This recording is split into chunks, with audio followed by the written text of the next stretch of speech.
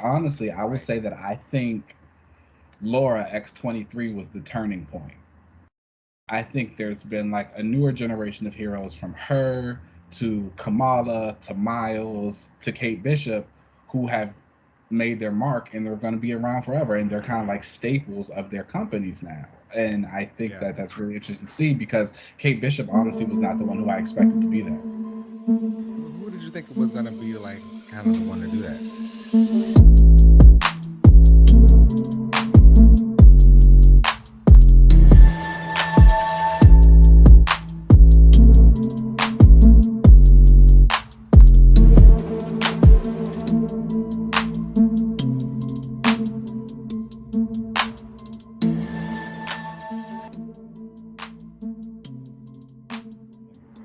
All right, hello, hello, hello, everybody. We are back. Welcome to another relaunch. We are your hosts. I am, in honor of the book that came out, I am Nubia, Queen of the Amazon. Ooh, okay. I know that's right. The queen of Amazons. You had to flip that wig. Right. And I am, who am I gonna be? I am, you know what? Let's be Dick Grayson, Mr. Nightwing himself. I've been Oh, doing squats Blay. this A week. big Blay. Okay. All right, Mr. Grayson, how are you this week? I'm great. It had been a long week as far as like work and everything, but so far this weekend has been off to like a pretty chill start. And I like it to keep it chill. So like Mm-hmm. I've been pretty good. In a nice little headspace, you know. Okay. I like that. I How love a good about headspace. you? I mean, I agree. Work has been work. Beating down the doors of capitalism is nothing new for Child, us. But it's taxing it's, in more it's, ways it's, than one. it'd be like, look, what? Because you get two folds. It's either very busy, or you're not doing anything at all. And both times Mm. you're just like, I would rather be home. Exactly. Why do I have to do this? And I have to do this for like how many more years? It's No. crazy. It's crazy. We did my office. We did like a little potluck Friendsgiving type of Oh, cool. situation earlier this week, which was really nice. I don't like to cook, so I just ordered a big thing of Popeyes, and I brought that instead for. It was like the hit. Like when I brought it in, like when I I brought was the gonna say bag. that sounds good.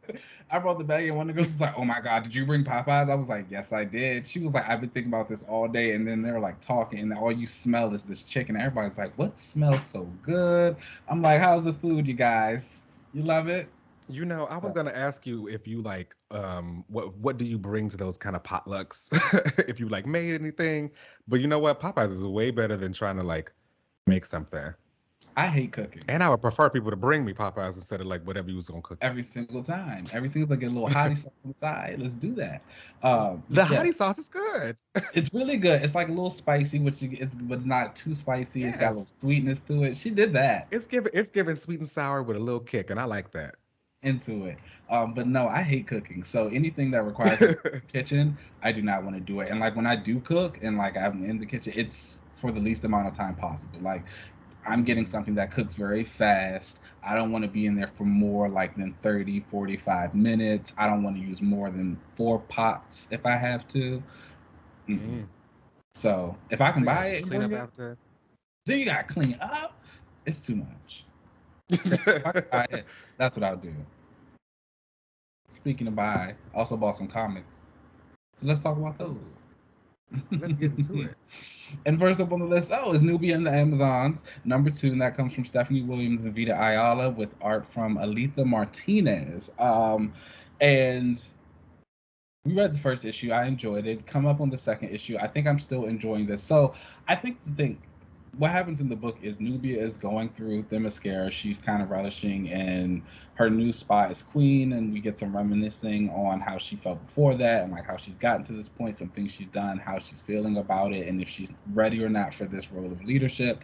We continue to meet the new Amazons that have just come from the Well of Souls. We find out that during this battle that Nubia and the Amazon Andromeda, I believe her name was, they like knew each other in their past lives. It seems like she saved her at one Yeah. point. time, and so here they were fighting again, and they keep feeling like they have this connection, but they don't know what it is. And we have the Amazons talking about how they have these like fuzzy memories of their past lives. Throughout this book, we realize that Medusa apparently seems to be free, and she is like going through and possessing different Amazons, turning them into stone as she leaves their bodies. And she gets close to the one that Nubia seems to know in the Is that past. something Medusa could always do? I Or is did that like not. a new skill? I, I didn't know she could do that. I'm not gonna lie. I don't be in the Wonder Corner like that. Diana is not my she's not my kind of girl. So No. I've like dipped in and out of a couple of things, so I haven't really read too many of the stories with DC's Medusa, so I don't know what she could do. But Mm. I was into it. I'm not gonna lie. I do feel as though it's kind It of was kind of weird, cool. but I feel as though it's kind of weird that they turn to stone like after she leaves their body because you're just leaving all these stone women around. Somebody's gonna run into that. Mm-hmm. I feel She like, but will. whatever. She don't care. Clearly, but I'm continuing to really like this story. I'm really liking what they're doing with Nubia and how they're kind Mm-hmm. of building her character and just seeing how she's coming into this role. It's an interesting read. Yeah, I'm really interested in this because kind of like you said, where we kind of didn't even know what the hell Medusa could do. This is telling me now, and I feel like this has really been showing a lot of like Mhm. Themyscira and like their kind of culture, which and y'all can correct me, but like I haven't really read too many Wonder Woman stories, too many older Wonder Woman stories anyway. Um, so I don't know how much of like the deep parts of like the Themyscira like culture that they actually really showed as far as the like women's lives and all that kind of stuff. So outside of like Diana, you know. Yeah, So I that's been think really the only interesting to see this. time I think the only time I can ever really remember getting too much deep Amazon lore was during the Brian Azzarello run, Yeah, where they like talked about I how like the that run. Amazons. Yeah, too. But I understand why a lot of people did it. Yeah. Because that one did the whole thing where the Amazons were like kidnapping the men and like getting pregnant by them and then like turning them into slaves and stuff like that. A lot of people didn't like that. It also, I think that's what made Diana related to Zeus, wasn't it? Yeah, I think that was the run that said that she was related to Zeus instead of made from clay. Yeah, people also But didn't really. I kind of like that too. Sorry. I thought it kind of spiced it up. I'm sorry. I mean, I get I liked it too. I'm not gonna lie, but again, I understand why a lot of Wonder Woman fans didn't like it, and I only realized it because I think it was Gail Simone. She was doing a tweet thread one day about it, and she was saying how it was just another way to tie the Amazons to the man, and like this That's like group fair. of women and all this stuff, and like taking the origin of like her being made from clay, like took away a lot of the like magic and essence of it of the character, and then like being created from her mom and Gaia and all that stuff like that. So I was like, oh okay, I totally get Okay. that. Yeah. The I Zeus still thing like was that, hot. but But Nubia is she's jumping out at this character. I'm really interested to see how it goes. I'm interested to see if they get their memories back of the lives they lived before they yeah. came to the Well of Souls on Themyscira, but also how that will affect them and like what their persons are like. The new Amazons are It probably cool. may cause some of them to want to leave Themyscira because you may want to go continue to live that life or something. Which is that something they're still allowed to do or like not allowed to do? I don't know. I don't know. It seems like that rule has been kind of like it's whatever. You can kind of come and go as you please, as long as you know how to get here. You can As just the long door as is you show open. up, you don't bring a man, you're fine. Yeah, Um, pretty much. that's it. But what would you rate this issue? Honestly, I would give this issue a 3.5 out of 5. I'm still really enjoying the story that they're telling here. I'm excited to get more into like Nubia and her fighting because I liked when they were at the what do they call that circle? The Victor Circle place, and they kind of Yeah. broke down all of the different like accolades that the different characters had, and they also kind of gave you the hints of like their fighting styles, basically like how it said Diana holds the record for most ground submissions, and Nubia holds the record for most KOs. So it's like, okay, be beating Period. bitches up. And I'm excited to see more of that. I wish more books would really start using data pages. Like, who cares if Hickman kicked it off or whatever. Like, so They're just hot. do it. They're hot. This book's a little like data page S type of situation, which is really cool. I'm into them. Yeah. I like What would you rate this issue? Also agree with 3 out of 5, 3.5 out of 5. Feels very solid. We're getting a lot of the story. We're still getting a lot of Nubia. Again, Nubia still feels like a fairly new character. So I like that there's not too much that you can really base to be like, oh, this feels like too out of depth for her or feels too out of character. It's like, no, it's like, okay, this is great. I'm interested to learn who she is, which has been fun. Yeah. Next up on our list is Aquaman, the Becoming number 3, and this is from Brandon Thomas, and this issue has art from Scott Koblish, which complemented the previous art style really nicely. But Jackson is still on the run. He has used the teleporter that Mera gave him in the last issue to teleport to various Justice League hideouts. The machine has healed him, although the Atlanteans are still in hot pursuit, and Mera's now has officers following her around because of course they think that she knows where Jackson is or that he'll come back to her and that they have this connection. She's supposed to be doing something with Zebul and going to give a speech, and she seems to be the target of one of the attacks coming. And we get her contacting Hawaii, who, for those who still have not read it, despite what I said, showed up in Kelly Sue DeConnick's Aquaman run when Scott Clark guest starred. That was Jackson's little boyfriend, which I will say I feel like the introduction of him was a little bit clunky because if you hadn't read that book you wouldn't know who he was, and so you just kind of felt like, oh, who's this random guy just popping up out of nowhere talking about that's fair. I think I only knew that because of you talking about this and because I've seen images of the two of them together that I was like, oh, here goes his little boyfriend looking for him. But if you don't see all that and this is like your first introduction to Jackson, it's kind of like, oh, okay, hi guy. But I will say this was my first introduction to their relationship, and he kind of annoying. Like, relax. It's love. He's hold him down. Lord, goodness. But yes, he meets the little boyfriend. I think this is a nice little transition issue. It feels like a third issue middle ground before we kind of hit like the next big step. The biggest thing that happens is Jackson gets attacked by somebody at the end. Not this. Jackson gets attacked at the end by somebody. His mom shows up to help. He's fighting. They're doing this big brawl. The person's like, you don't know. Like, your mom's been lying to you. She's not who you think she is. Blah, blah, blah. Jackson's like, whatever. Don't talk about her. Knocks her out. He's like, who is this? Come to find out, he has a sister, Delilah. Not this. Now, it's crazy because when I was reading Black Manta, I was talking about how I thought Devil Ray was going to pop up and be Manta's like secret son and Jackson's like maybe secret brother. But it's like, oh wow, that hasn't happened yet. But he's got a secret sister. Yeah, it's crazy that you did literally just bring that up. Does Devil Ray like ever look more like Jackson or like Black Manta?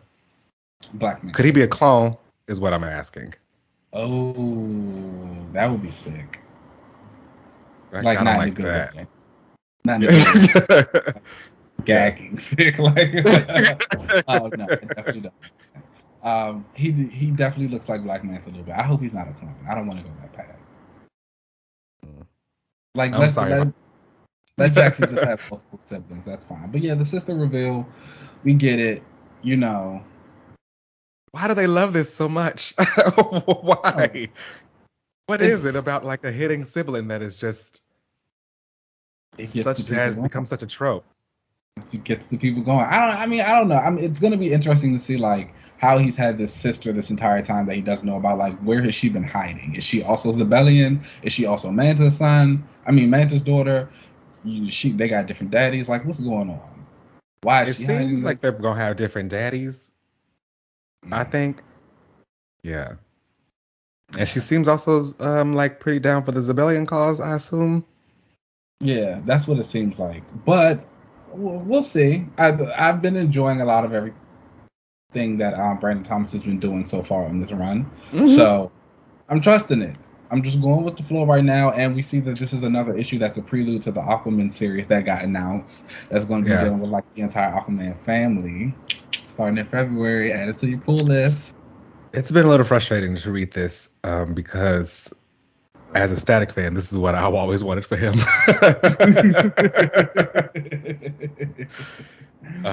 But they still trying to make him Miles Morales.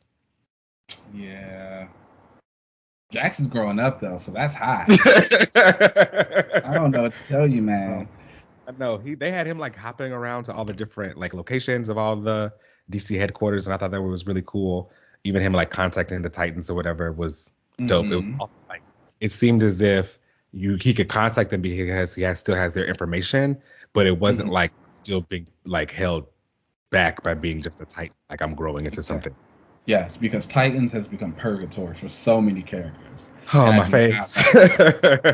Oh my gosh. I'm so glad that they've like really cemented him in the Aquaman world and kind of like got him out of that and just like are making him this character that his own. It's like, yeah, he was a Titan for like 5 minutes. Cool. We over here. Because the Titans are not. Do not take us back there. Yeah, they're not winning. I can't at all. What would you rate this issue? I think I would give this issue a 3.5 out of 5. There were some moments where I wasn't the biggest fan of the art, but I really like the colors in this. And I like some of the action scenes as well. So yeah, I would give this a 3.5 out of 5. Still a great story. I'm into Jackson. He's cool. Agreed.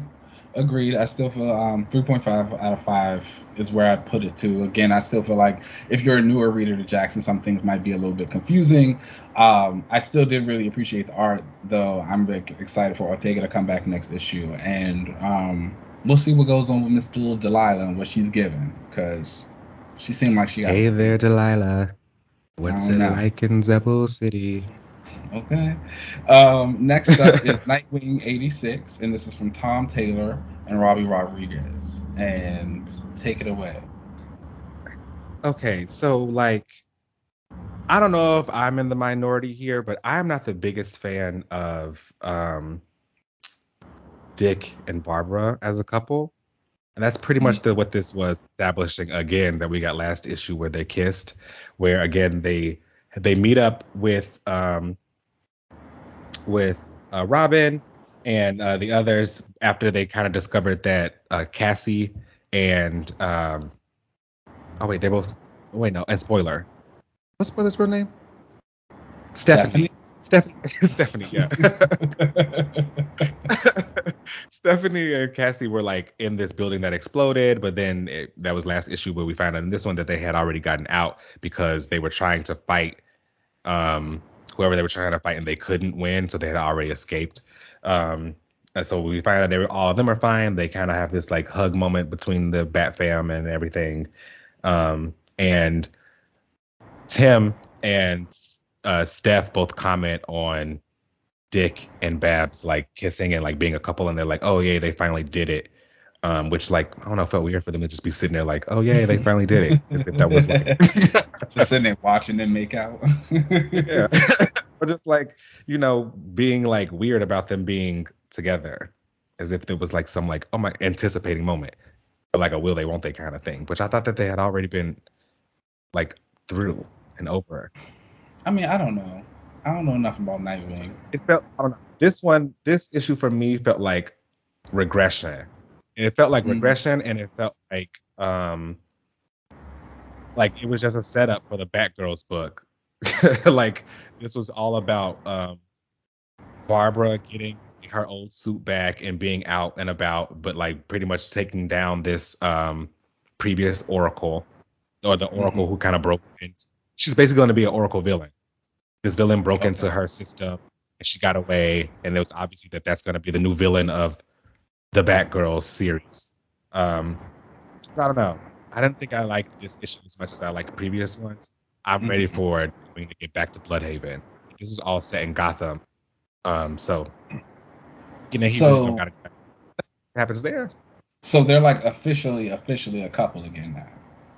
Yeah, it seems that way. Okay. I mean, right? Nobody moved. Like at all. I'm sorry. I like Dike and Starfire. That's hot. Me too. It's hot. That's the new age Batcat right there. It's hot. And I'm like I said, I always will like Starfire, being single and doing whatever she wants to do. But if it's between like Dick and Babs or Dick and Starfire, for sure, it's Starfire. Mm. But I know, I So, guess we going back. I so don't I know guess like why, what but happens now? Is he going? You say he's going back to he's Bloodhaven? gonna go back to Bloodhaven and continue doing his Nightwing solo stuff over there, while the Batgirls are now going to be Batgirls. Okay. Well, And this issue also had the Batgirls backup story in it, like every DC issue that I've had so far. So if anyone wants to check out like what's going in this Batgirl series with Stephanie and Cassie, a lot of these books right now have like a little preview for you. Okay. Well, what would you rate this issue? Honestly, I'd give this issue a 2.5. Oh, Somewhere wow. between 2.5 and a 3. I was really just Okay. not a fan of us going back Okay. to Gotham and this entire thing being a setup for the Batgirls issues. I mean, the Batgirl series that's coming out, and just like them reestablishing Dick with Babs. So I guess what do like the Nightwing fans want? Like, what's the Him not to be ideal? tortured and like and beat up for the sake of some story, and just let him be happy being a superhero in Bloodhaven. Oh. Well, maybe now that he has Babs, that'll happen. That's not gonna happen with that girl. No, No, I don't know. no, He she's likes trouble. her. Hey, those be the ones they say. I don't know. That is true. That is true. Okay. Well, next up on the list is Shang-Chi #6, and this comes from Jean Luen Yang and Dike Ruan. And this continues just a really interesting story about getting to know Shang-Chi and him in the Marvel Universe. So the Avengers actually show up to Shang's compound because they're like, give us the Cosmic Cube. We know you have it. Like, you're leading the Five Weapon Society. You're this bad guy again. We don't trust you. Spider-Man's kind of like, no, I don't think so. No, not this time. You lucked up. It was Iron Man, Captain America, Spider-Man, Mr. Fantastic, and the guest of the issue, Thor, shows up. Okay. Yeah, so like obviously once they show up and they're accusing Shang-Chi or whatever, he's like, don't come in here. So they all start fighting, and Iron Man's so I mean, he kicked Iron Man. He technically fought all these guys already. He like kicked Iron Man. One of his brothers went after Captain America. His sister, they were there helping fight too, and so they were like kind of holding their own a little bit. But then Iron Man's like, okay, bring Thor down. That's what I'm saying. What's they gonna do against him? And so like Thor comes down. Thor's like, okay, so Shang-Chi's brother throws him like this sword, this mystic sword that he had told him got destroyed. It apparently like gives him like these extra lightning powers, and the sword is supposed to be super strong. So he's like able to kind of stand off against the hammer. But see, this is where you're wrong. So like he's fighting him, or he's kind of like holding his own, and like even everybody's watching that Iron Man and Captain America and them are like, Shang-Chi's holding his own against Thor. Because he's got the sword, and Shang's like, okay, I realized that this sword feels familiar, like something I know, and so he thinks he's like, melt Thor's hammer, and then the hammer melts. Come to find out, it's the Cosmic Cube. The brother had cool. the brother had morphed it into like this sword that was supposed to give him these extra powers to do this stuff. And once he realizes like, no, you actually did steal it, the Avengers were right. So he turns his brother over to the Avengers and gives them back the Cosmic Cube. And Spider-Man and him have a little moment. He's like, I knew you were still one of the good guys. Like, so happy for you. And Shang-Chi's like, I don't know, because now his sisters are mad that he turned the brother in. The rest of the society is kind of like, oh, we don't know about you. You giving our people away. And then the Avengers are still looking at him because Iron Man and Mr. Fantastic have a conversation. They're like, how do we know that he didn't just give his brother up to cover his own tracks? And they're like, we don't. So like everybody's looking at Sean kind of funny. Now the other sister that he has, the little mutant one that they just found, she's also betraying Shang-Chi. With the little piccolo thing, right? Yes, her. She's betraying him, and she goes back to this other dude who's plotting against him, and she's like, he's at his weakest point right now. Let's move. And so he's like, all right, let's go kill him. And that's how the issue ends. Oh, it's hot. Family drama. Okay. It's family drama. It's what Shang needed. Again, like this is a story about Shang-Chi and getting to know him, and something that we never had. We were introducing family, we're introducing stakes, we're giving him like more personal relationships. We're also cementing those relationships that he has with the Avengers, and it's adding new layers to it now because we can have a Civil War 3 or something, and it might be like Shang-Chi versus Iron Man, because everybody always fights Iron Man. Yeah. And so, I'm still enjoying the story. Dike Ruan's art is really good. It's really kinetic. He shows movement and action very well. The face acting's nicely done. Marcus Toe is actually going to be joining the book soon. I think like starting in February, I want to say. That was announced recently. Cool. So it's like I enjoy, but I know Dike's still doing some of the covers. So it's like, okay, that would be a nice little dynamic. Definitely a 3.5 out of 5 series for me. Okay. I think, again, people should pick it up. Especially if you like the movie. Yeah. Some of those people. Sister Dagger's in it. She's got her bob. The bob is weaving. Oh, I'm actually might have to go ahead and get that because I watched Shang-Chi again this past weekend, and she gives. She's the one. Bob, little Miss Killer Bob. We love it. It's fine. All right, and last up on the list for this week is S.W.O.R.D number 10, and that comes from Ewing, and the art had Jocopo Camangi on it. Now, how do you feel about this issue? S.W.O.R.D is clicking down for me. Oh, really? And it's been clicking down. Probably since like the gala. It's been. Why is it clicking down for you? It's completely kind of changed and come away from like what I thought we were kind of be getting from those first couple issues where they was really breaking down these like departments of S.W.O.R.D, and we were gonna be getting like these mission statements that they were going on. We saw the first one, they were going to the White Hot Room, and that's how we got the Mysterium, and sure that we were getting hints of there being like a mole or whatever, but I was still on the assumption that it would be more we're deciding what we're doing with S.W.O.R.D versus it being about Storm and like Arakko and WizKid being a traitor, a double-crossing traitor for some reason. I don't know. I will say I did like this issue for WizKid, like as like a character focused issue. Like I thought it was really well done. I thought we got into his mindset very nicely. I thought the beginning part of where we saw him like with his rituals and everything, because I don't know if he is autistic or if he is if he's just disabled from like with his legs. But I liked that there was showing how he is like there's a ritual for him every day that he does, and getting into the side of like the mind of someone who's a genius. Yeah.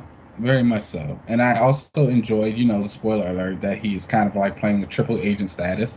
We saw at the end of last issue that he's the traitor. Come to find out he's actually still working with Brand to like do everything that they need to do to get into the Orcus. So now we don't have to put him down, Keenan. Lucky him. I told you. Jeez. I said if he's good, he's good. But so you would made an old Yeller just because of I told you he might be a triple agent. Well, now we know. We had to do the work. We had to wait and see. Now we've seen okay, he can stay. But I thought that was really well done. I will say I do wish the Storm Morocco stuff was kind of happening in a different book. I feel as though the two shifts are feeling a little bit more jarring, only because we're not really seeing anything of Arakko anymore but Storm fighting. And it's like right. we can see that anywhere. if you're not really going to get into like the depths and like continue to get into the Araco mutants and like their rituals and what they do and how they got to be the way they were, then it's like we don't need to see it. If it's just going to be every other issue of Storm in their great reign, fighting for her life, fighting for her respect, at some point in time, somebody gotta say, all right, we're tired. You got, or even just Storm as the regent. Like, girl, you got some work to do. I'm sorry. Yeah. So in that regard, I do agree. I would like them to be separate. I just need a little bit more S.W.O.R.D and less random, like, I don't know, storm fighting. And At least she used her I power. wish I got more space exploration stuff. No knives this go round. This is true. No knives this time. That was nice to see. I will say that, like, that's another thing I will say, that like I like Storm as the regent of Soul, but I would rather see her go be the regent than just see her be like having to fight. You know, I would rather go see like what are the decisions that she has to make as the regent of Soul, and like what does that mean for her. Agree. No, I fully agree with that. I mean, but I think S.W.O.R.D is another one of the books that's ending next month. I think. So it was kind of time, to be honest. I went back and read some of this, and it didn't have a lot of like focus or direction, even kind of keep going with something. It needs like a new relaunch to kind of like shift its focus again. I think that's the thing for a lot of the X books right now. Honestly, like, just to be fair, this is a safe space. I think that a lot of things kind of feel like they're just chugging along to the end because they are ending, and now we're kind of just playing a waiting game of the relaunch and everything that's going to get announced, which I love Wolverine. So I'm excited for the Wolverine event to like kind of get a little bit more into him, but at the same time, it's also like, okay, what else are we going to do? But I also feel like this is kind of something that we kind of keep running into with the X books. Like these little moments that feel like, lol, even that last interview that Hickman did when he was talking about he was leaving, he said they noticed in the office how the books kind of felt like they were just wading through the water at some point. It's like, what's going on, guys? Yeah, it's in that interview, it really seemed like he was the anchor to a lot of stuff. And they would write around whatever his stories were doing and like what he was doing with Krakoa. And when he wasn't doing something and it was just right, and he was writing less, then they were just kind of waiting around until his next like thing that was going to jump off. I don't know. We'll see. I am still excited to see how the book ends, how all the books end actually. And I'm sure I'll be excited for the eventual relaunch. I think I'm just ready to get there now. But that's that. What would you rate this issue? Honestly, I would give this issue a 3 out of 5, somewhere around there. Honestly, like maybe even a little lower, like a 2.8. Okay. I like the art. I like the characterization for a whiz kid and getting into his head. But again, it just feels like we're just kind of wading through all this. Yeah. Yeah, well. And if we're gonna wait until the relaunch, I would rather you kind of fill it with more S.W.O.R.D stuff. That's fair. I agree. I give it a 3. I thought it was a fine issue. I thought it was solid. Again, I think I'm giving a lot of X books leeway because I know we are getting to that ending point. At this point, I'm just ready to see what's next. You think they're gonna launch with like a big event or something, or like a big, like after X Lives Wolverine? Wow, I guess yes. I was thinking before that because like it seems like all the books are ending, and then what? They don't have anything until after X Lives. So a couple of them are still going. So New Mutants is still going to be going on. X-Men is still going on. There's the X Lives, that's Wolverines. That X-Men Legends book where they like let old creators come back and tell their stories again. That one's still happening, and my dad's been reading that. That sounds right. They got their audience. Yeah, that sounds about right. I think those are the only books that are still going to be going. Everything else is gone. Excalibur's gone, Mirage is gone, S.W.O.R.D is gone. X-Force might still be going. I don't know. I haven't seen any solicitations for it, but I honestly don't look for them. Do you think the X line is too big? No. Because looking back, I feel like this is the largest the line has ever been, and there are errors. There are eras that were great for the X-Men, but there were only two books, so there weren't like a lot of discrepancies between them because you only had the two issues. Whereas now No. there are like 12. I personally am never going to be of the mind that there's too many books for any line because I think once you have that variety, it gives a better chance for people to pick what they read. I know sometimes a lot of folks will be like, "Oh, there are too many books," but you also got to think most of those things aren't to your liking. I think about you. You're not going to read an Excalibur relaunch that is full of magic because you quote unquote don't like magic stories. That So was it's shade. like, I picked up on the quote unquote. so We gonna move along. you know what I'm saying? And it's like it's not to say that you might not try something out, Right. but I know what I if it don't just like. does, if you don't like it, I don't think you'll appeal to it. But again, that's why I always recommend and I highly, champion for things like Marvel Unlimited and stuff like that because there is a way to still kind of read those stories later on that you might not be popping at the time. If something were to come out about, I don't know, who's a character I don't like. If there was like a Jean Grey miniseries released right now, and Another they one? were like, exactly, I'm not going to read it as it comes out, but as a person who likes comic books and likes to discuss them, I like to be a little bit knowledgeable about what I'm talking about. So I'm going to be like, oh, okay, later on in life, I'll probably go back and read this Jean story. But it's like not something I want to buy myself. Right. I'm gonna spend the point on that. Right. No, never. I don't know if I would at this point either. But but yeah, I always wondered if this was like too many books for them right now. If they like what happens if they decided to slim the line down I and think, went back I to mean, like an Uncanny and X-Men. I think it would be fine either way. I think whether they slim the line down or they keep it big, like I think the line will be consistent. I feel it's all determined by who's writing the books because I think about Yeah. the Messiah Complex era. There were kind of a lot of books during that time too, There were. Yeah. but everything was it It was was hot. good. Yeah, it was hot. It was good. You know what I'm saying? So it's like we didn't really mind it as much because I mean I guess your wallet minds it a little bit more, but it's like again, it's quality. You don't mind paying for it. Now it's if the line's big and you don't like everything, I personally just say don't buy it. Yeah. That's me. But that's the comics Okay. of the week. Let's go ahead. Let's take a little break and then we'll come back for our panel. Let's do it.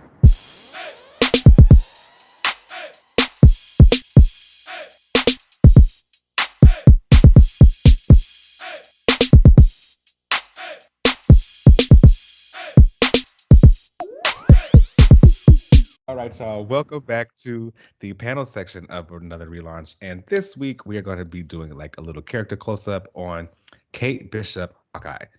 Now, this won't be this won't be super long.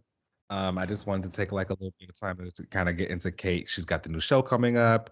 She's got a spotlight on her. Haley Steinfeld will be playing her in the Hawkeye show along with Jeremy Renner as Clint Barton. And yeah, I wanted to just talk about, Hawkeye. Honestly, I feel like, in my opinion, Kate kind of put the name back on the map Oh, because for sure. I feel like not too many people were very into Hawkeye. He kind of got it just as bad as they were giving it to like an Aquaman, as far as like, oh, you're like the joke of the team. Like, what can you really do? Um, and they would try to do some things with him being cooler. His time as Ronin, and there was also in I forget what story was it Civil War 2 when he killed the Hulk. Yes. What an uh, event. So yeah, I feel like he is always kind of like sullying the name, whereas Kate, I feel like, has pretty much become the Hawkeye Hawkeye. people like. Yeah, she's Hawkeye. Um, a pretty great like transition of a character, in my opinion. They've definitely done the legacy aspect of her character right with Hawkeye and I, Kate. yeah, I think Kate's a really good example of a legacy character who has not only been pushed, but one that's going to stick. I think I've like tweeted before about how if your character was created between like 1962 to like 1980, I want to say 93 or something like that, they're going to be around forever. And because comic books are kind of like, everybody dies, but they always come Right. back. Like there are certain ones who just have a history with the company, and then they stuck. Whereas when they tried to introduce a lot of newer characters, Wait a minute. Wait a minute. Didn't the Fantastic Four come out in 1961? did they?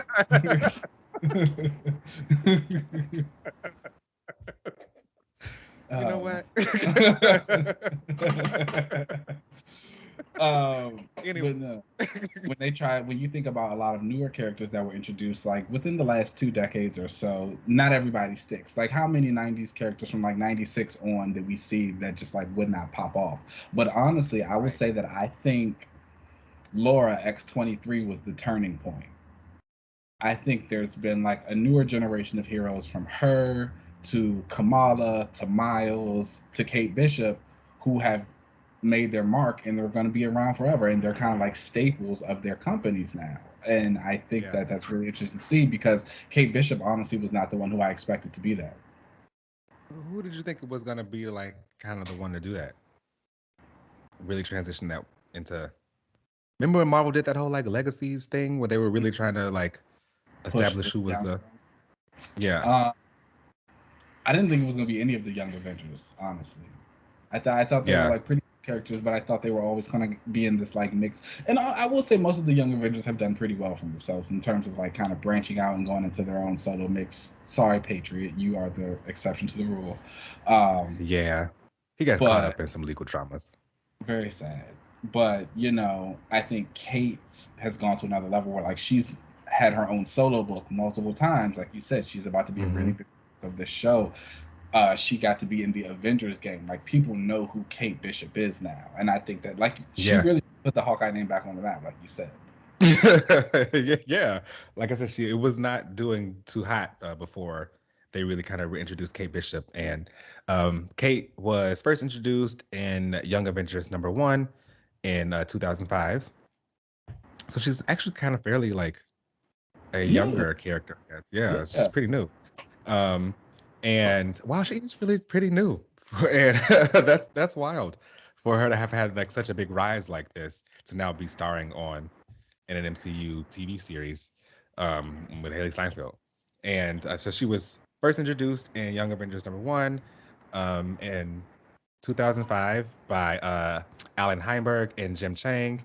And I was a fan of the Young Avengers, that first volume. I'm not going to lie to y'all. I was not a fan of volume 2. That's when it clicked down. Clicked down hard. They were both good. That boy was in it doing a lot, and I was not feeling volume 2. He was saving the universe like he should have been. Like it was his destiny. Well, this isn't about her best friend, It is. We'll keep it cute because Hawkeye and Wiccan are best friends. So they are. And so again, I think that's a testament to both of their powers. They're kind of like the stars of the Young Avengers. They've really gone out. They really are, yeah. And like they get the stuff that they need. Hulkling tags along with Wiccan, unfortunately, but they pretty frequently put them back together. Sometimes the other way around. It's never the other way around. It's always looking like he's trying to run after that man. It's never been the other way around. Let's start. His consulates. But they always manage to bring Kate and Wiccan back together some way. So I really like that friendship. Ooh, that also makes me think about the multiverse of madness and how Wanda's going to get her kids. Are they going to bring Wiccan back older? Am I going to get my little friendship? You might. I always assumed that they would have to somehow age them up again if they were going to be. They're obviously building towards some kind of Young Avengers team up. Honestly, though, I think it's going to be in live action. I think it's going to be like a mix of Young Avengers and the Champions and stuff. Like I don't think they're going to have. I don't see them having like a bunch of different like young groups. I think they probably just going to put them all together. I think they'll have the Young Avengers on one end and then they'll let Kamala. Or honestly, they might just throw Kamala on the Young Avengers. T. With her Green Lantern powers. But let's not talk about that. That's embarrassing. But Kate is she started off in the Young Avengers #1. She was at a wedding, and the Young Avengers were there to stop some bad guys that were kind of taking over the wedding, and they were flops and fumbling, and she decided to jump in and help them. That kind of really established her as like being her own hero. After that, she put on the Hawkeye mask and a Mockingbird like belt because they were all at the Avengers compound, the Avengers mansion, and they needed some weapons and stuff. She kind of was gravitated towards the Hawkeye stuff, and she became the new Hawkeye. Eventually, she ended up meeting Clint, and like they did the whole thing of them being cool with each other. She was with the Young Avengers, basically a leading member. I don't know, was she basically the leader of the Young Avengers? Would you call her like the? No. Did they have a leader? I think technically it was supposed to be Patriot in the first volume. Oh yeah, right. It was supposed to be Iron Lad at first. Oh right, because he was the one that was like leader getting who them all got them together. together. Then it kind of went to Patriot de facto, though I would say Kate would give him a lot of back and forth. Yeah. I feel like she's more of like a general of the team. Okay. Yeah. Where if the leader is gone, she kind of takes the cake. That second volume though, I don't really think they had a leader. No, they didn't. It was a mess. It was kind of wicked. That's why I clicked down. He's such a leader, a superhero. He's led so many teams. He's good. But you, yeah, no. I don't consider her a leader type of character. Okay. Yeah, she's fun anyway, and it's usually the one that they look at when it's time to like be the leader in those kind of situations. So after she was with the Young Avengers for a while, they pretty much have been where she was outside of finally kind of taking herself out of that, which it's wild how these characters do have to like leave the like teen group in order to really establish themselves as something. Like you just said with Wiccan, like now his man might be like a detriment or whatever, but like that kind of pulls him away from just being stuck with the Young Avengers and always having to be back there. Otherwise, she could have Hawkeye. She didn't have Clint.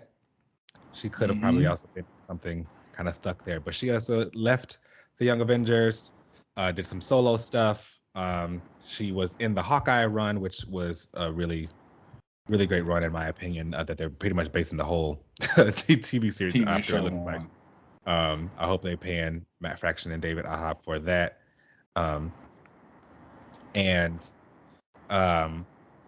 After that, she ends up having her own solo series. They move her out to the West Coast. She moved out there with the West Coast while she was in the solo with Hawkeye, and then that kind of fell through. Went back to New York, and then Kelly Thompson had a solo Hawkeye series, which I do recommend to everyone. It was pretty good, and she moved her out. Maybe, you know what? Kelly really liked to move the girls to the West Coast. She does. She says she lives on the West Coast, doesn't she? Yeah. She knows. I get it. It doesn't get cold. I mean, hey, any place that doesn't get cold is all right with me. It does not. And I feel like that's just when it's time to give the character like a fresh start, just move him out west. I remember there was a Daredevil run that moved him out west, but I don't know if fans like that.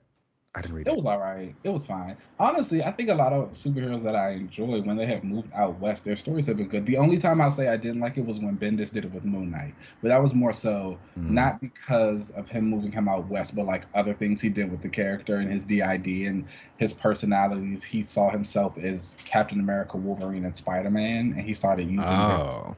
Yeah, like it was weird, but the stuff he was having Mark do on the West Coast, he had started like his own production company, had TV shows going on. Oh, cool. Yeah, he was hanging out with Echo. That was all dope stuff. But is that a relationship? It was for a little bit. Do we gotta wake that back up? I like that way more than Tigra. Okay, thank you. Do you remember in Echo's the Marvel Voices, Indigenous Voices story? Like when she was fighting, she had text messages from all the guys, and one of them was Moon Knight. Oh yeah. Yeah, they had a little thing. She got fridged because she died, but she came back. So it's fine. Okay, right. That was Secret Invasion? No, well, this is after that actually. Okay. But that did happen in Secret Invasion also. Let's wake that back up. I'd like to think that I would like that as a couple. Right. But back to Miss Kate Bishop. She moved out west and opened her own like private investigation service out there because, like sometimes fathers do when you get older, she got cut off and her dad was no longer supporting her. She had to do her own thing out there. So definitely recommend that Kelly Thompson series. Then after that, the gang got back together for the volume 2 of Oh, that was after Avengers. that? Or was it after? I don't know. I mean, I'm not gonna lie to you. I've read like bits and pieces of the Kate Bishop solos. I like Kate. She's cool, but I don't know. I've never been able to fully get into a character enough to like read the entire series. Kate is a character in my opinion that like you just said, I've never really been into her, which is interesting because if I were in like the Dungeons and Dragons era, I feel like I'd be an archer. I feel like that's my vibe. So I always have archer or like some kind of 2 like daggers when they get too close. I'm definitely 2 daggers. I'm definitely like a double-handed weapon person. I always say that like I love an archer and I think they're cool, but then once I start thinking about it, like I don't want to use a bow and arrow. Right, it's a lot. You gotta reload every time, and it can be a lot. And it's just like, but the person that's in the back shooting stuff, that's what I want to do. No, I'm very hand-to-hand, up close, personable. Like, let's do this. But I want to have something in case if they get close to me, I can maybe handle myself. But like, I'm cool sitting in the back, firing some shit off. I'm running up. Boo, boo, boo, boo, boo. Do you remember? Do you remember in Age of X-Men, the event that was going on? No, this was when it was Uncanny X-Men disassembled, and they were fighting X-Men, and like Betsy just runs up, and she's like, yes. Enough of this. And like X-Men, like that would be me. Just like, I don't got time. Like, let's go. Yes, and you know who was there? Lorna in the back, just shooting shit off. Yeah, but it makes. But so like that's my thing. What I think about with Kate, and I'm not even honestly gonna say archers in general because I feel like I do like some archers. I think about Green Arrow, Speedy over there, Mia specifically. Like I really enjoy them. Of her. So I know those types can be interesting and they can do a lot. I think my thing with Kate is that I don't know. I am excited for Haley Steinfeld. She's. Mm-hmm. I don't know. Do you think that might wake up like your interest in her if you see her more in live action? No, because I think comic book Kate is just a little bit. I don't know.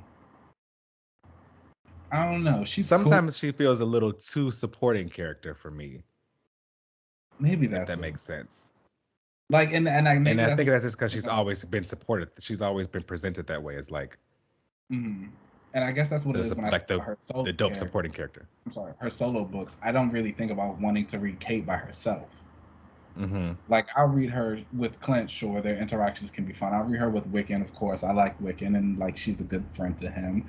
I'd read her in a teen book so she can be there and be like the spunky, cool girl, whatever. But on her own. You care too much about her life there. She had some incidences before that they haven't really shown like exactly what happened, but like she was attacked like when she was younger, and that kind of helped her, like pushed her to like learn martial arts. And there was also like I think another annual, I think it was a Hawkeye annual showing that she was rescued once as a kid by the Avengers, and that kind of like inspired her to like the Avengers and want to be a superhero and like Hawkeye and everything. So there's stuff there that you can kind of pull from for her. They just need to do more. Personally, they had never really revealed her dad for. I think they revealed him later, but I always wanted her to be like Asian and like give her like of an ethnicity behind her. I heard a lot of people say that before, actually, or they've like tried to kind of say that she might be a person of color of some sort. Yeah. And this isn't a situation where where everybody trying to make somebody a person of color just because they don't want to like like a white man or like a white character. But I I truly thought that like, oh, she was gonna be an Asian character. We'll see. I think Haley might do it actually. Now that I think about it, she'll Seeing no, her she'll on just screen, it was kind of hot. she. I like the MCU version of her. I'm sure. See, I feel like that happens a lot for these characters. I see that a lot. And those are very distinct differences. Those can be very distinct differences because even like I think about an MCU. I mean MCU Clint versus the comic book Clint. I don't mind comic book Clint that much. I don't know. He's kind of weird also. Like that whole time when he killed Bruce, that was like awkward. That was weird. And I never liked the way that he treated Mockingbird when during that West Coast Avengers thing, and she talked about how like, oh, this man like raped me or like tried to attack me, and he was like, well, let's hear him out. No. Yeah. I don't like them together. And I like Mockingbird a lot. She's a Gemini. She's dope. I do like her. She's cool. She she put on for the feminist with doing her solo series a few years back. So shout out to her. I would actually like to see her and Kate together a little bit more. Maybe that's that would be hot. Because I think about even when Kate first showed up on the scene in Young Avengers, she wasn't just using Hawkeye's arrows. She was using Mockingbird's stabs as well. And I remember that was the joke they kept calling her Hawkingbird. And so it was like, I think maybe that's kind of something that I would like to see Kate do. And that could wake up a little bit more interest in her for me, is to finally see her interacting like on the other spectrum. Like, we know how you always claim. We know your relationship. Here's someone else who you also kind of based yourself off a little bit in the beginning because you put on that mask as well. And you had your son. You did. So let's see what that side is like. You know what? That would actually be really, really interesting for her because it would connect her to more women in the Marvel universe. And a great little story you could do is just say, she wants to do more like, I don't know, hand-to-hand training or something, or like some more spy tactics or something that Mockingbird could kind of teach her, and they can get closer that way or something, and kind of give her more fighting skills. And just more stuff outside of just being connected to Clint. Exactly. And I think that's kind of what I also feel like with her now, is that I think I'm just tired of her and Clint. She's kind of outgrown him now. Like she doesn't really need to, she doesn't need that anchor anymore to like, tie her to the universe anymore. She's really. And I get why people love it. It's one of those like really classic dynamics. It feels very much like a Wolverine Jubilee type of situation where they just really play well off of each other. They get along, but at the same time, even Jubilee had to go and do her own thing for a little while. And while Kate has had her own stories, it still always kind of feels like the shadow of Clint is looming over her somehow. And it's like eventually they put them back together. Let's just push that out. Yeah. We keep relaunching these characters. I hope they listening. That was a freebie too. I let them have it.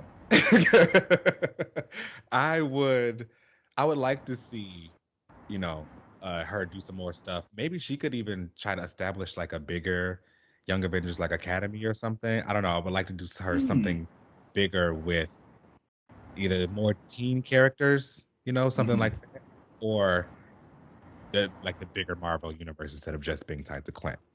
Has she she's been in like I was about to ask that she's been in any big relationships, but I guess she was dating Novar during that second Young Avengers run. She had a thing with Patriot. She had a thing with what's his name? Fuse? Oh yeah, Fuse, yeah. In the West Coast Avengers. Him. I don't know what she needs. Maybe the story needs to get a little dark. That always helps sometimes. Sometimes, which is like I'm saying, something should happen to her bow or something. Like she just can't use it no more, and she needs to just go learn how to fight. Somebody breaks her fingers. Damn, that's so violent. That's how it happens. I mean, but hey, seeing her fight back would be. Yeah, and that's why she goes to Mockingbird, because she's like, oh, this person broke my fingers. Clint sucks. I need somebody who really got the hands. Can you teach me? That way you could bring up, hey, let's not forget I also put on your belt like when I first did this. Hawkingbird. And they don't got to change her name. She can still be Hawkeye, if y'all want to keep the title. Do you do you like the mask sunglasses thing she does?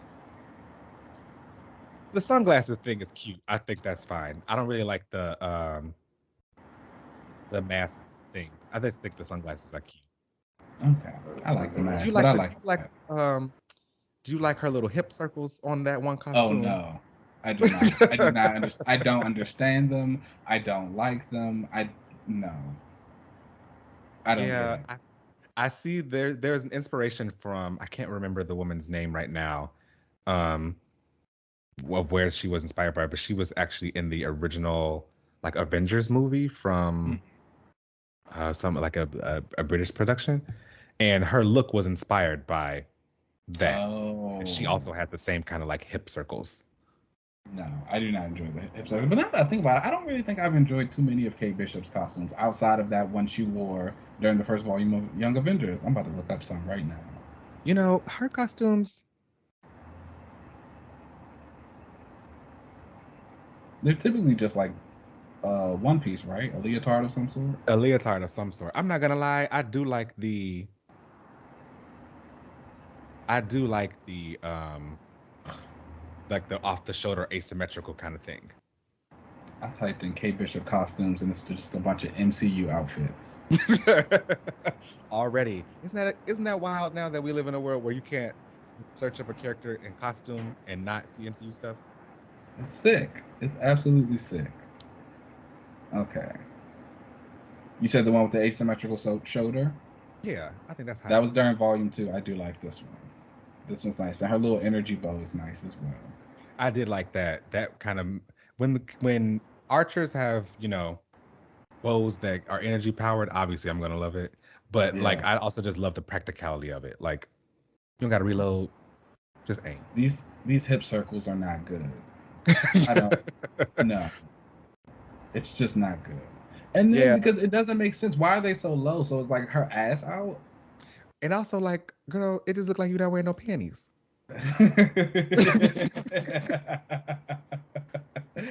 She ain't got no panties on. That's crazy. Yeah. Asymmetrical shoulder for the win in volume 2 with no hip holes, and that's that. We could throw on the sunglasses just to be cute. Keep the sunglasses for sure. That's her little thing. Maybe bring back her white scarf. Oh. As an adornment. Give the girl something to drape. Now you are a VAR fan. Did you like the two of them together? Who? Novar, ain't that his name? Nova? Oh yes. It was a fling. Marvel Boy. Oh, it was just a fling. It was a fling. Yeah, whatever. Yeah. We're over it. They kids, so. He obviously didn't like her that much since he was going back to his ex.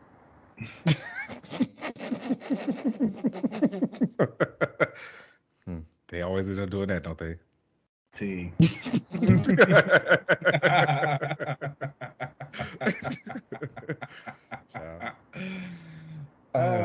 All right. Well, that brings us to the end of this. I just wanted to have a quick chat about Kate Bishop. Definitely let us know if you guys are excited to see her in the MCU next week when the show premieres, or I think it was the 26th or something. And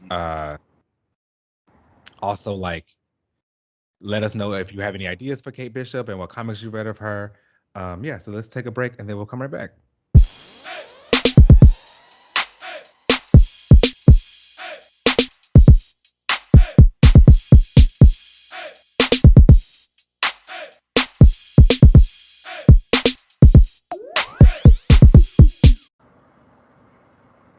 I will also say, I know I said earlier that I didn't really get Kate Bishop. I was thinking back on the reread of this Hawkeye run, and this kind of like endeared me to her a little bit. Right? Yeah.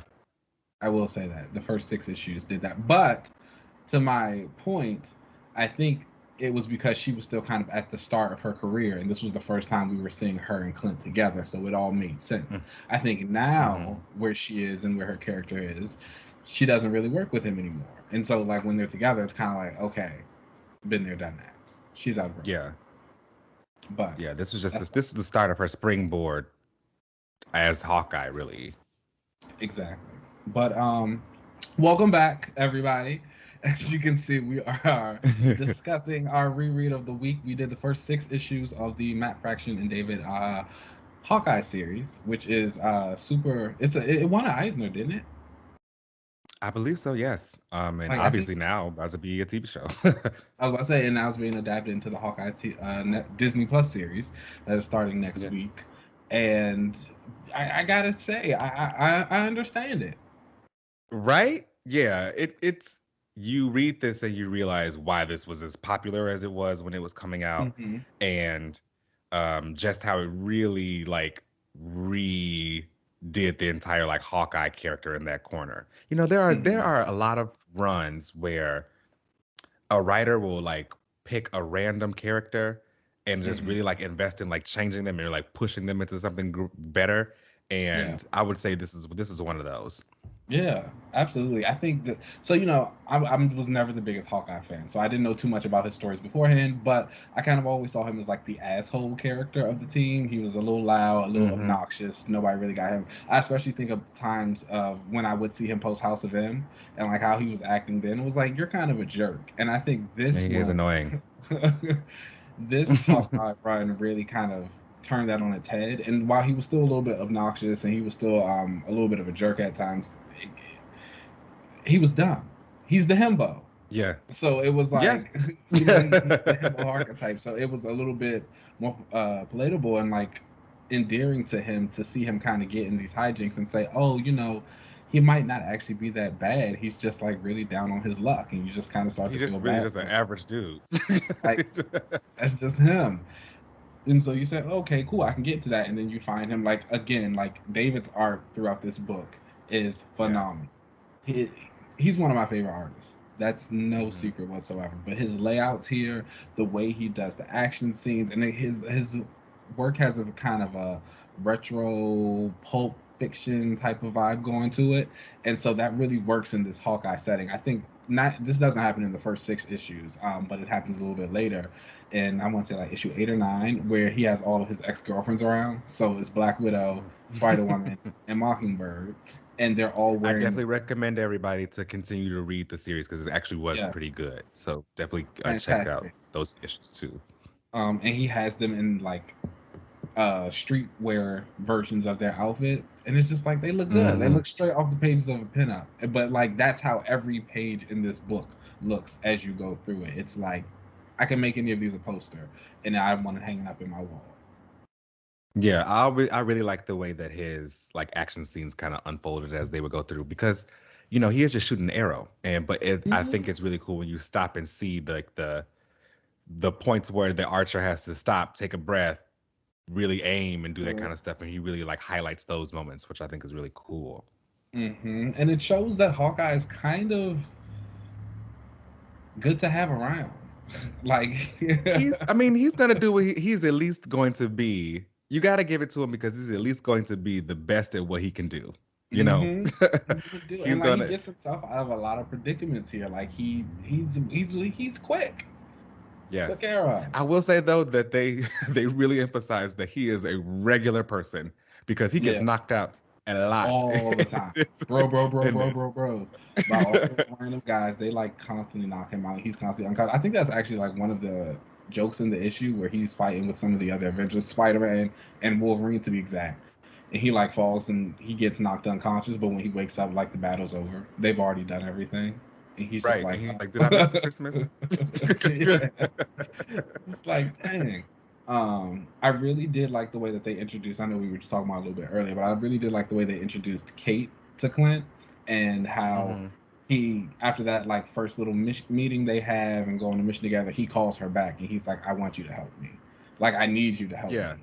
And I thought that was like something that was really good for them, and that like it's been a foundation of their friendship. I think again, Clint has kind of been portrayed as this character who's a bit of an asshole. He can be a bit of a loner. He pushes people away. This was the first time that he was really reaching out to somebody else and to be like, I Hmm. need help. I need you to help me. And she's one of the few people that he's very vulnerable with, which is very nice to see because, again, you didn't see it that often before. Yeah. I also really like the way that Matt Fraction really set up their relationship because it was less of her taking care of him, Mm-hmm. and and being his mother and like nurturing him and being very like stereotypical what the woman should do while she's around him or something. And Yeah. she really like would call him out on his shit whenever he needed to be Hmm. called out on. Told him how like, you always run away. It's why it's like one of the few things that sucks about you. I was like, oh, Yeah. okay, wow. See, and it's like it works because like she's this young girl. She gonna say what's Mhm. on her mind. You know what I'm saying? Especially for this name that she is now carrying. You're supposed to be the one who held it first, and she's supposed to be living up to this quote unquote legacy of yours. But it's like, look at the legacy. It's crap. She got to do a lot of heavy lifting to change You it. know? So it's like, no, it's like, get up. Like, if you want to be this guy, this hero that you say, like, you think you're great, like, do it. So I really appreciate that. I also love the inclusion of Lucky the Pizza Dog. Shout out to him and his soon to be MCU debut. And I also really enjoyed, like, how one of the early issues was building on that bond that him and the dog has, and how he like Mhm. saved him and all that stuff, and he's like fighting the goons, but he gets hit by the car. He's like, "Why would you attack a dog?" And then the guy's like, "I don't. This isn't mine." And he's like, "His name's Arrow." He's like, "I'll think of something different." Which, when I read it, I was like, "Oh, that's messed up," but that was cute. I thought that was cute. I thought that was really cute. It's like, no, because I believe at the time that they were like polling fans to ask what the dog should be named or something. Mm, And of course, people were like, oh, should it be named Arrow? And it's like, no, that's a little too doesn't have corny, to do y'all. that. Doesn't have to do that. But Yeah. really good run. Did you?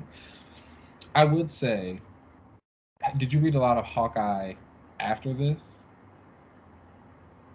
No, I did not. Well, let me actually take that back. I read more Kate Bishop after this, so that's my Hawkeye. I will say Okay. back in the day when I was reading, when this was coming out, I did read some of it. Um, Actually, one of my best friends bought me he knew I was going to Comic-Con, so he just like went Mhm. to the comic book store, was like, what's hot right now? And he got me this Hawkeye, it was volume 1, issues Okay. 1 through 10. And I got to take it to Comic-Con and Matt Fraction signed it. Oh wow, Um, that's really cool. and the way I even was able to get it signed was I ran into Kelly Sue DeConnick, and she was like, "Oh my gosh, Matt's over there. Go get it Mhm. signed." I was like, "Oh, that's so cool." So like I did end up having a more of an affinity for Kate out of this Okay. because she was obviously the thing that kind of I gravitated towards when I was reading this. So I would pick up some of her stuff, but Clint just never clicks for me. He was kind of Yeah. there. And I was because I was mainly gonna ask, did you feel as though if you had read anything that the portrayal of Clint after this book kind of stayed consistent, or did it Hmm. teeter? Like I think about some characters that we've liked before, and we kind of realize later in life I don't necessarily like that character. I just like that specific portrayal of them, and I think that was how I was feeling with Clint. But I was like, I don't think I've read enough of Clint after this to really make an informed decision of that. The only other things I can remember are maybe Civil War II, Mm, and no one was good in that. And they were then not. he had that Occupy Avengers book. I remember. I think David Walker wrote. Oh, I didn't read that. Yeah, I didn't read that either, so I don't know what That that didn't sound like my jam. but also, I think that's a very big testament to the series is that like although like this is obviously a very big thing for Clint Barton Hawkeye, it truly did propel Kate Bishop Hawkeye. Yes, Like this put it her on the this map. this is just as much her swan song as it is his. You know what I'm saying? And I like think that's super dope because she's consistently had book after book after book and like specials and minis and all this other stuff. And Clint's just kind of like, we had the Hawkeye run. I had that one Hawkeye run and never let that go. And he'll always be an Avenger. So That is true. He will. So, I will say that I enjoyed this series for its inclusion of Madame Mask. I like her. I think yes. she's a fun little villain. Yes. She is hot. I And love her, and can I but just say, just as much as we're talking about David Aja's art, Javier Polito comes in and he does like the 2 issues for the tapes that feature Madame Mask, and he was an Mm. amazing fill-in for this book as well. Like he really matched the style. I mean, not necessarily like the style, but like the mood and tone of the story. And I think some of his pages were super dynamic. That's issue 6, I want to say, where Madam Mask is like chasing after Hawkeye, and she like shoots him with the tape on his chest, and like they're knocked That out was like hot. that. Yeah. It was. I was like, That was cool. yes. And then she like runs up, and the elevator's closing on Kate, they staring each other down. That was some good stuff. Yeah, that was really cool. And like Mask telling her, I used to hate smoking, but right now I want to get a bunch of cigarettes and smoke. I'll pay $1,000 for a pack of cigarettes and smoke them and put all the ashes out on your face. Like, period. That's my kind of girl. Yeah. Okay. And she did not hesitate when they were running to shoot while they were running. It wasn't like I'm gonna wait or whatever. She was like, no, I'm gonna kill them. She's like, pop, pop, pop. Katie. Katie. That's exactly how it was. Somebody needs to put a Katie Got Banned song over like a Kate Bishop. I would honestly be a little scared to do it. You know, Twitter be taking the girls' accounts down because of those little fan cams. Don't lose yours. You can't use the audio, people. Don't get copyrighted. Be careful. But I did like her. I also have a little bit of affinity for Madam Mask because her dad is Count Nefaria, who was a big villain back in the day. He's probably one of the most powerful characters over there. And he has his daughter, and she. Oh. Okay. Did he win? In the Bendis run. Oh. When he was the West Coast, yeah, he fought him and killed Echo. It wasn't good. Yeah, I figured not. But I did like Count Nefaria, and I liked like the Magi. Like I liked that whole crime underlord thing that they had going on. I wouldn't mind them kind of coming back and maybe just upgrading maybe their weapons or something and just boosting up more villains for the heroes to kind of fight. Count Nefaria is powerful, and Whitney her name was like Gileada Nefario, I think. And then she changed it to Whitney Frost. So Whitney being like maybe the head of the Magi now with this stuff was really cool. I know that she ended up becoming not necessarily like Kate's like villain, you know what I mean? Like not her Joker, but after this run where we see them having some friction with each other and like she was like, I'm gonna kill that girl. This actually ended up carrying on later where Madam Mask and Kate Bishop would have like some fights. Oh, okay. Yeah. That's cool. Which I enjoy. I like when stuff like that is kind of continued, where it's like they had a little bit of friction before and like slowly it builds up into like, no, we are now enemies. Yeah, those are always really interesting. And it's like fun when the different writers continue to carry over. And again, I'm another person who really likes Madam Mask. So anything that brings her back, I'm here for. I will say that it is wild to witness like something that's so recent, I guess, as far as comics come out, because this was out like fairly recently to be turned into this show where they are literally adapting like stuff straight out of the pages. I remember in issue, I think it was issue 2, either issue 2 or issue 3, that entire car chase with that like 70s Challenger is literally in the show. Like scene for scene, panel for panel. The only thing that I think they changed where they put Clint's the one driving the car and Kate is shooting the arrows in the MCU version, but in the comic it was the other way around. But like it was really cool to see that they pretty much were like, oh, this worked in the comic, let's just from what I honestly, and I think we've said it before, but from what I've seen, just about everything in this show seems like it's lifted directly from this comic book. Yeah. Like page for page dialogue. I mean, hey, that's the way to do it. Next thing they need to do is start getting the artists to do movie posters. Because the posters they have not been giving. I was about to say I've seen maybe like 5 good ones out of all of the movies. They were doing a meme the other day on Twitter about and changing. They said, look at all the MCU movies if they were done by whoever does the Spider-Man posters. And they would like just copy and paste like random little villains floating in the background because like Green Goblin is like floating off in the background on the posters and the Spider-Man move for No Way Home. I thought that was really funny because the posters just they don't really hit like that. And you would think they would get better artists to do it. Same thing with like the writing. Why not get the people who write the book to at least help with the script? Well, not all the time.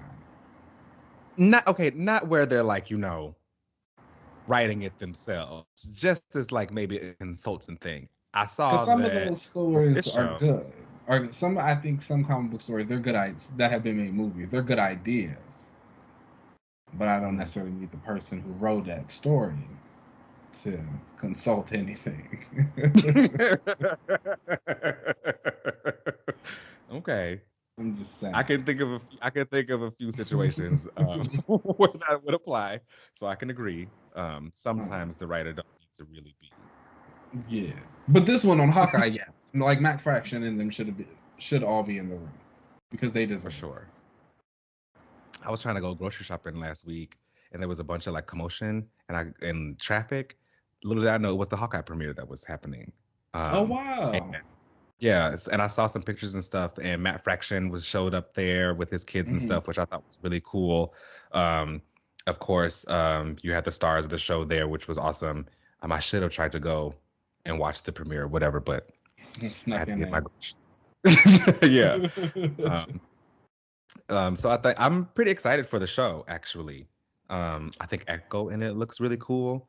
There's a scene of her like kicking some ass, and I'm You excited to kind keep of watch it. saying that, but I don't think I've seen it yet. I'm not gonna Have you lie. not seen any of these clips? I was about to say I haven't watched any of the clips. So my thing is like I've gotten to a point where I try not to watch any of the clips, anything like that. Fair. Like I watched the first teaser trailer, I'll watch the first big trailer, and then after that I won't look at anything else because I just kind of I've gotten used to being surprised a little bit again. Yeah. So Hawkeye being the character that he is never really made me jump anyway. So I haven't been pressed to see any of the clips that have happened. I think I ever watched the first trailer, maybe like that second one where they did like it was more Christmas themed that you saw that a little bit Hmm. more. But after that I haven't seen anything. You know what? That's good then. Your experience with Echo will be completely with fresh eyes. You won't Mm-hmm. even have any kind of like preconceived ideas of how she's gonna be or whatever. Just Yeah, go in fresh. I think And the I know you're girls only that going in for killed this her. year, Echo and Yelena. Oh, that's right. I forgot Yelena was supposed to be in this. Damn. Echo, Yelena, and Kate. That's kind of Mm-hmm. hot. It's gonna be the move. This is the time. That's I was just about to say that's the kind of girls are cool. saving this series. Yeah, the girls are definitely saving it. And I heard that Madame Mask might appear in this. Ooh, I'll be here I for heard that that. she might appear in it, so I'll be definitely looking out for that. I think that would be dope. It's Can Kate fight interesting. too? Can who? Kate Bishop, like physically fight. I feel like she's a great archer, but can she fight? Is I Hawkeye feel supposed to be a like fighter? I feel like she is athletic. Mm, She's a gymnast. I wouldn't give her all of that. I don't see her. I don't see her flipping and shit and doing all of that. I feel I like, feel like I feel like she flips a lot. Yes. Like they're constantly, isn't she like jumping? When I see pictures or covers of her, she's always like jumping off something, shooting an arrow. yes, jumping is different than actually flipping. Jumping off of a car or jumping off of a roof, anybody could really do that. I don't really see her like, back flipping into a Oh back tuck, no, no, doing all of that. not that type of gymnastics. No, I meant just Okay. like flipping off a beam, maybe Oh, giving you a little twirl. okay. Yeah. Something But simple not like that. yeah. And I think she's athletic, but I wouldn't categorize her as a fighter. Hawkeye, he was running She for a can bit. brawl. I mean, Clint. I mean, I guess he's also supposed to be one, but Mm. I don't know like how far I would like. I wouldn't put him up there with like a Wolverine or an Iron Fist or Oh, anything. absolutely not. Absolutely not. But I put him with maybe like Mm. Mm. I figured just like there's like a list, in my opinion, of like fighters. mhm, Once you break like probably that top 10, top mhm. 15, then it's just regular people. He down there. I mean, I think he's supposed to. I think he's supposed to be skilled. Like somewhat. I don't know. He was getting beat up a lot in this run. A lot in this, yes. He gets beat up a lot. So maybe not. Yeah. I don't know. Hawkeye fans, if you're out there, if you're listening, let us does know. Clint fight? Answer that question for me.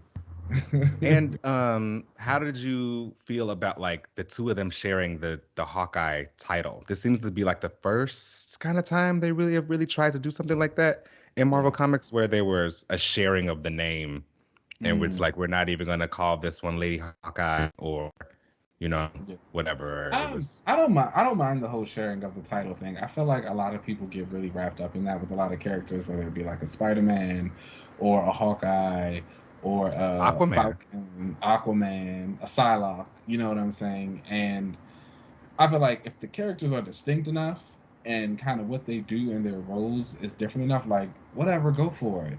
It's a lot of it's only with so many words. Exactly. And there's only so many like cool code names. It's just like, just let the people be who they need to be. If you're a fan of, Miles Spider-Man or Peter Spider-Man, you got your book. If you want to be Clint Hawkeye or Kate Hawkeye, you got your book. And their worlds are similar enough, but still different enough that they can coexist. Yeah, I agree.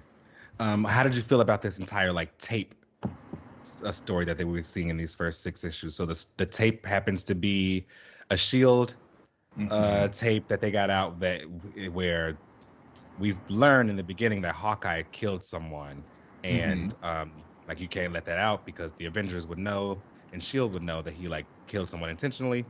And we go through all those hijinks later to find out that there were just multiple copies of this tape, and actually Navy SEALs were the ones who killed this person, and they're just trying to.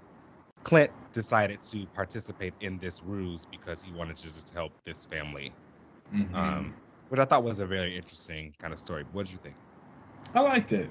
I thought it was different. It gave you a little bit of your Black Widow feels, where everyone's against you, and you got this secret, and then you got the people you really gotta figure out for Clint what they mean to him, and what they mean to him, and what he means to them. Did I just say that twice? You know what I'm saying? Yeah. Yes. Yeah. And like how they're going to react to that. And I think the reveal that, he was just going with the ruse just to protect the family was really sweet. And again, I think it's the shift that Cliff needed, because I don't feel like the Cliff we would have seen before would have done that. Clint would have done anything like that, and it's interesting that they're now finally trying to get to this version of Clint in the MCU. I guess it fits though, because I would say that Jeremy Renner's portrayal of Hawkeye has been that of before the Matt Fraction series. Yeah. I mean, and now we're getting to the Matt Fraction series. It's like, I don't know if Renner can pull it off though. I don't know either. That's I don't know. I don't trust it. Yeah. We'll see.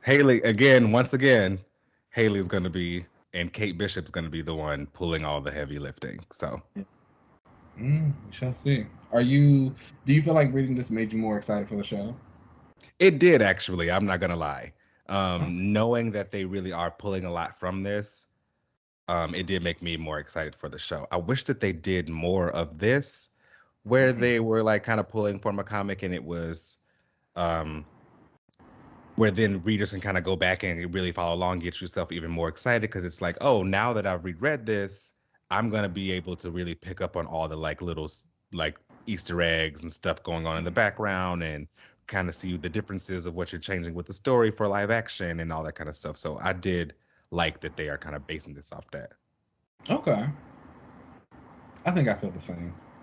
Do you prefer for comics to be kind of comic book adaptations to be based off of like a comic run or a comic event, or do you rather them just take the character and put them in a new story, like a fresh story? No, I prefer they're doing something that's based off the comic books. Some people don't like it because they say like, they want to be surprised, or if I wanted to know the story, I could just go read the comic. I mean, I don't know. I feel like that, for me at least, it enhances the enjoyment of the story, knowing that, like, oh, this is this comic book thing that I read that looked very pretty and looked very beautiful, and here it is brought to life, and I get to see it, like, in a quote unquote real sense, and Yeah. experience that. And I think it looks good, and it gives you a whole different feel because, yeah, you could be surprised, but I think you lose a lot of that attachment that you probably had to the original story before. Yeah. Yeah. So, I agree. I prefer them to kind of like base it off of a comic, um, rather than go fresh. Although who knows what they're gonna do for like, the X-Men. They might go oh no, I think they're gonna give us everything again. Hey. I just a again, I feel like we said this, well, we had this conversation before, but I just feel like the MCU wants to give us their version of like a Dark Phoenix or their Yeah. version of, I don't know, what else do they do in the X-Men movies? It's just the Phoenix. That's Whatever pretty much those, it. whatever they did. Oh, Magneto. They fought Magneto a lot. So, they're gonna want to do all of that, and so we're just gonna have to deal with seeing it again. It's not gonna be for like 40 years, so it doesn't matter. That's fair. Yeah. I guess I'm going back to X Factor on the government squad. Get ready for your girl to be back with Angel. Oh no. Mm-hmm. I forgot all about that. Mm-hmm.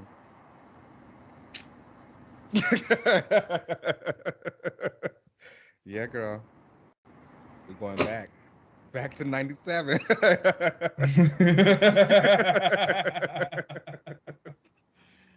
Oh my gosh, that kind of like just ruined my day a little bit.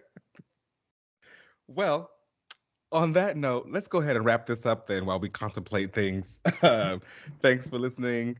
We really appreciate y'all. I hope that everybody liked these first like 6 issues of Hawkeye. I really enjoyed it. It really woke up again why that whole Matt Fraction run was so dope.